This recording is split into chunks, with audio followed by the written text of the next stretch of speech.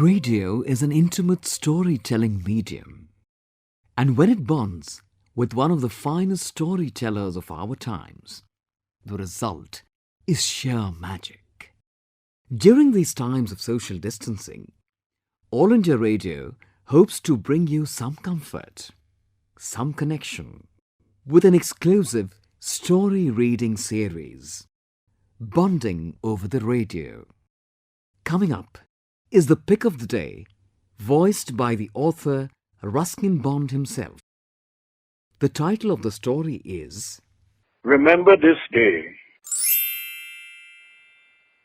If you can get an entire year off from school when you are 9 years old and can have a memorable time with a great father, then that year has to be the best time of your life, even if it is followed by sorrow and insecurity. It was the result of my parents' separation at a time when my father was on active service in the RAF during World War II. He managed to keep me with him for a summer and winter at various locations in New Delhi, Haley Road, Atul Grove Lane, Scindia House, in apartments he had rented, as he was not permitted to keep a child in the quarters assigned to active personnel.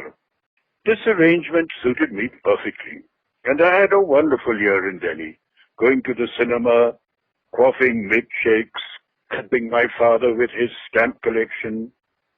But this idyllic situation could not continue forever. And when he was transferred to Karachi, he had no option but to put me in a boarding school. This was the Bishop Cotton Preparatory School in Simla, or rather, Chota Simla, where boys studied up to class 4, after which they moved on to the senior school. Although I was a shy boy, I had settled down quite well in the friendly atmosphere of this little school, but I did miss my father's companionship, and I was overjoyed when he came up to see me during the midsummer break. He had a couple of days' leave, and he could only take me out for a day, bringing me back to school in the evening. I was so proud of him when he turned up in his dark blue RAF uniform, a flight lieutenant's stripes very much in evidence as he had just been promoted. He was already 40, engaged in codes and ciphers, and not flying much. He was short and stocky, getting bald, but smart in his uniform. I gave him a salute. I loved giving salutes, and he returned the salutation and followed it up with a hug and a kiss on my forehead. "And what would you like to do today, son?" "Let's go to Davico's," I said. Davico's was the best restaurant in town, famous for its meringues, marzipans, curry puffs, and pastries. So to Davico's we went, where of course I gorged myself on confectionery, as only a small schoolboy can do. "Lunch is still a long way off," said my father, "so let's go for a walk." And provisioning ourselves with more pastries, we left the mall and trudged up to Monkey Temple at the top of Jacko Hill. Here we were relieved of the pastries by the monkeys, who simply snatched them away from my unwilling hands, and we came downhill in a hurry before I could get hungry again. Small boys and monkeys have much in common. My father suggested a rickshaw ride around Elysium Hill, and this we did in style, swept along by 4 sturdy young rickshaw pullers. My father took the opportunity of relating the story of Kipling's Phantom Rickshaw, this before I discovered it in print, and then we ate at Wenger's, and then enough of ghost stories, Ruskin. Let's go to the pictures. I loved going to the pictures. I know the Delhi cinemas intimately, and it hadn't taken me long to discover the Simla cinemas. There were 3 of them, the Regal, the Ritz, and the Rivoli. We went to the Rivoli. It was down near the ice skating rink and the old Blessington Hotel. The film was about an ice skater, a pretty young Norwegian Olympic champion, who appeared in a number of Hollywood musicals. All she had to do was skate and look pretty, and this she did to perfection. I decided to fall in love with her. But by the time I grew up and finished school, she'd stopped skating and making films.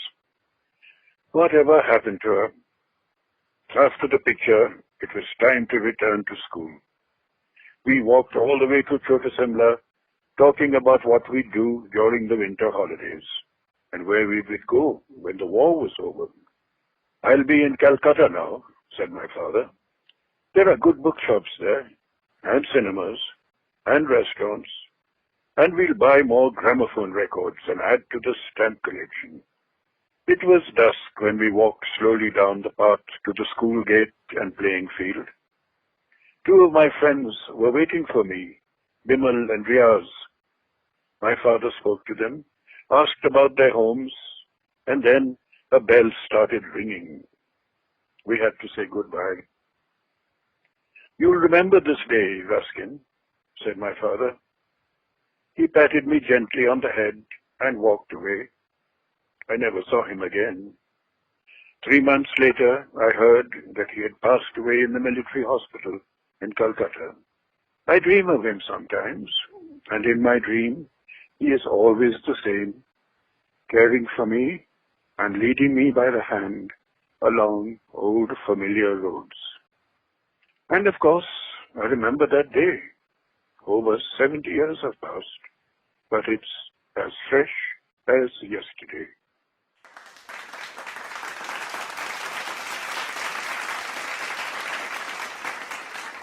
Can I just ask you a couple of questions, sir? Yes.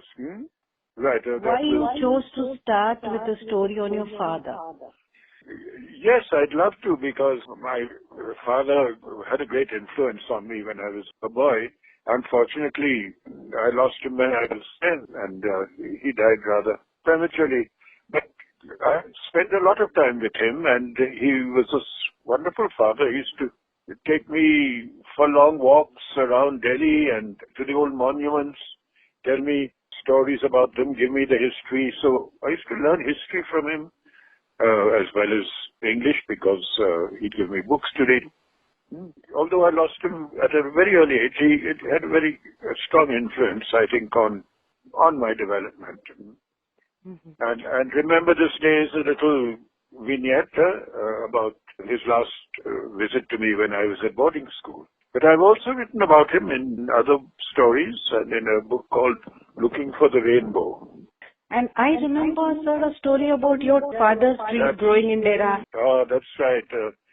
On a visit to Dehradun, it was during the monsoon, and there was this little island in the riverbed, and it was very bare, and so we planted a few trees there. And when I came back years later, after returning from England, they'd grown quite big, and some they were flowering trees too. So it was a moving experience.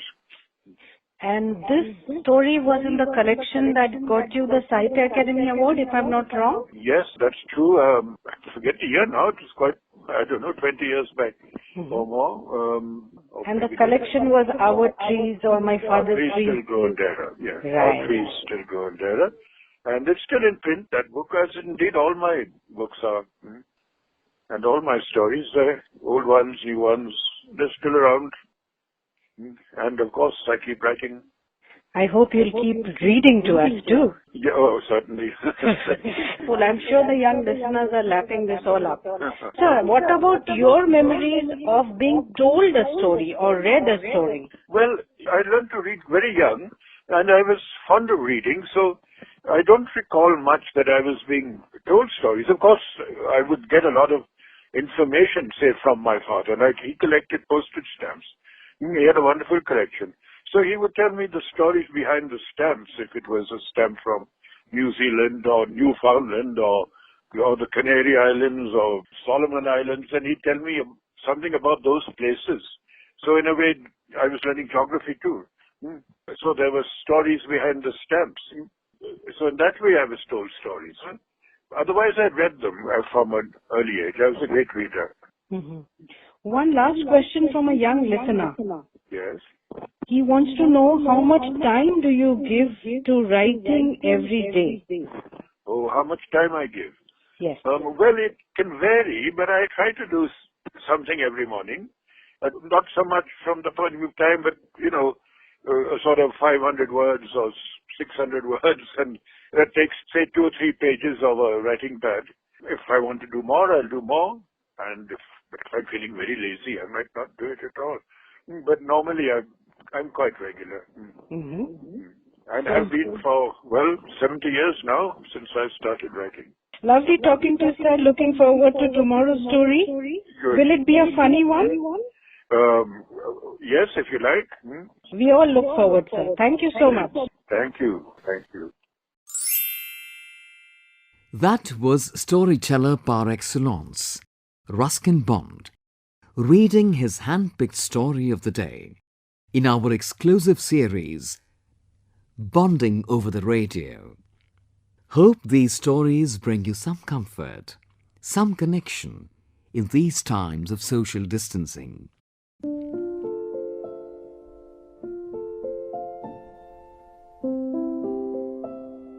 Ruskin Bond needs no introduction.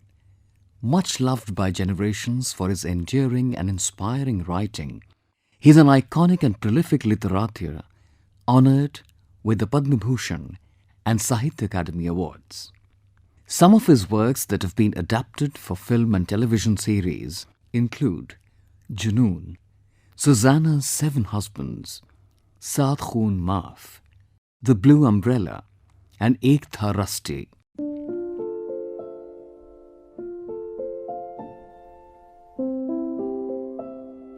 A presentation of the Central English Features Unit.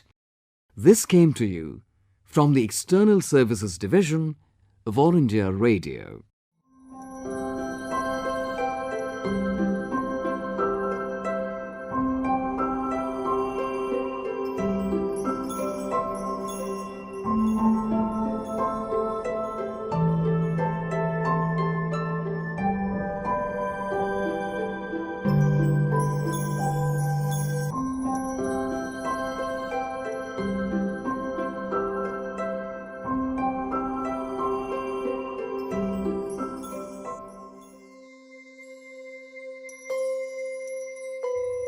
Up in the hills of Mussoorie, it is quiet.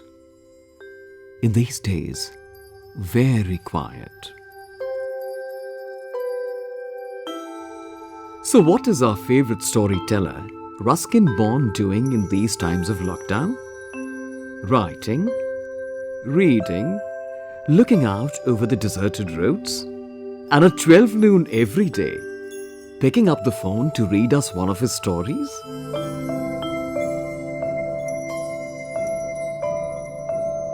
All India Radio is happy to bring you a selection of enduring and endearing tales read by the eminent author Ruskin Bond himself. Every day, beginning 1st May, live streaming on our mobile app, News on Air, channels AIR Live News 24/7, FM Gold Delhi and Indraprasth at 7:10 AM and 10:10 PM. Also on the YouTube channel of AIR World Service at 7:30 PM and 9:30 PM. Bonding over the radio.